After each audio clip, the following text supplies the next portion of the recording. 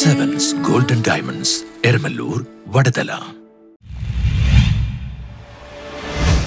ഇടിമിന്നലിൽ ചിതറിത്തെറിച്ച് തേക്കുമരം.